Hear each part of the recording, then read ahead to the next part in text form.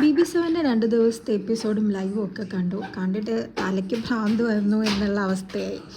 അനുമോൾക്ക് PR ഉണ്ട് എന്ന് പറയുന്നു. ശരിയാണ്, അനുമോളുടെ അൺപെയ്ഡ് PRകൾ ഇന്നലെ മെനഞ്ഞാന്ന് BB ഹൗസിൽ കയറിയിട്ടുണ്ട്. എന്താ അവരുടെയൊക്കെ പ്രകടനം, നൈസായിട്ടുണ്ട്.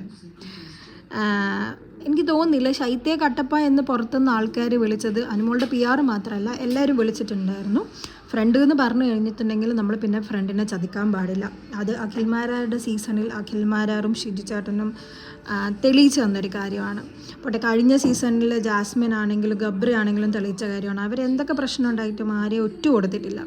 ഇത് പുറകെ നിന്ന് കുത്തി എന്ന് പറയുന്നത് ശരിയാണ്. എന്തൊക്കെയാണ് ശൈത്യ പറഞ്ഞത്? ശൈത്യ അവിടെ ഗ്രൂപ്പിലിരുന്നിട്ട് പലതും പറഞ്ഞിട്ടുണ്ടായിരുന്നു. കേട്ട കാര്യം കേട്ടിട്ടില്ല എന്ന് പറഞ്ഞു. ഇപ്പോഴും അത് വെളുപ്പിക്കാൻ ശ്രമിക്കുന്നു. അറ്റ്ലീസ്റ്റ് ശൈത്യ അത് കണ്ടിട്ടില്ല എന്നാണെങ്കിൽ പോയി കാണുക ആദ്യം എപ്പിസോഡ്, എന്നിട്ട് വന്ന് സംസാരിക്കാൻ നിൽക്കുക. പിന്നെ അപ്പാനി ശരത്തിൻ്റെ കാര്യം, അപ്പാനി ശരത്ത് എന്തൊക്കെ വൃത്തിയായിട്ട് വിളിച്ചിട്ടുണ്ട് അല്ലേ? മസ്താനിയെ വിളിച്ചു. പിന്നെ മസ്താനിയുടെ കാര്യം ആരും സീരിയസ് ആയിട്ട് എടുക്കാത്തത് എന്ന് വെച്ച് കഴിഞ്ഞിട്ടുണ്ടെങ്കിൽ മസ്താനി അങ്ങനത്തെ ഒരു കണ്ടസ്റ്റൻ്റ് ആയിരുന്നു അതിൻ്റെ ഉള്ളിൽ നിൽക്കുന്ന സമയത്ത്. പക്ഷെ ശരത്ത് അനുമോൾ എന്തൊക്കെ പറഞ്ഞിട്ടുണ്ട്. ഒരുപാട് ഉപദ്രവിക്കുമ്പോഴാണ് അനുമോൾ തിരിച്ചു പറയുന്നത്. അനുമോൾ പറഞ്ഞ ഒരു കണക്കിന് ശരിയാണ്, അവരാരുടെയും പിന്നാലെ പോകാറില്ല. ബാക്കിയുള്ള കണ്ടസ്റ്റൻസ് ആണ് അനുമോളുടെ പിന്നാലെ പോകാറ്. ഈവൻ ഷാനവാസിനെ കൂടെ ഇപ്പോൾ വന്ന കണ്ടസ്റ്റൻസ് പറഞ്ഞ് മാനിപ്പുലേറ്റ് ചെയ്ത് തിരുത്താൻ ശ്രമിച്ചു.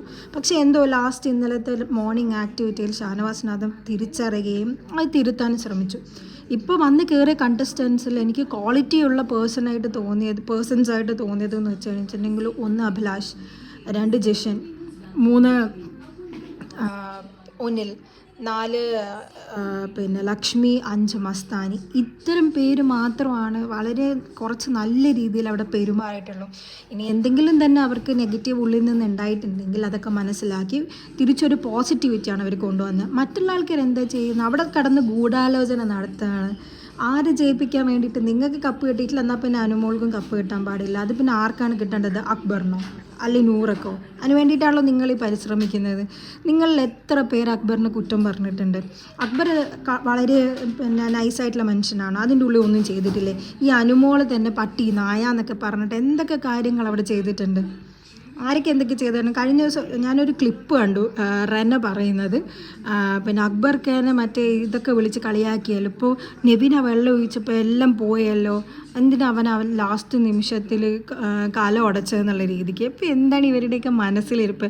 വ്യക്തമാണ്, ലൈവ് കാണുമ്പോൾ വ്യക്തമാണ്. വന്ന് കയറിയ ഈ ഞാൻ പറഞ്ഞ 5 കണ്ടസ്റ്റൻസ് അല്ലാതെ മറ്റെല്ലാവർക്കും അനുമോളെ എങ്ങനെയെങ്കിലും തോപ്പിക്കണം എന്നുള്ള ഒരു ഇത് മാത്രമേ ഉണ്ടായിട്ടുള്ളൂ. അനുമോൾക്ക് PR ഉണ്ടായിക്കോട്ടെ, ഇവർക്ക് എല്ലാവർക്കും പുറത്ത് PR ഉണ്ട്. വെറും PR ഉണ്ടായാൽ മാത്രം ജയിക്കാൻ പറ്റില്ലല്ലോ, കണ്ടൻറ്റ് വേണം. അത് അനുമോൾ കൊടുക്കുന്നുമുണ്ട്.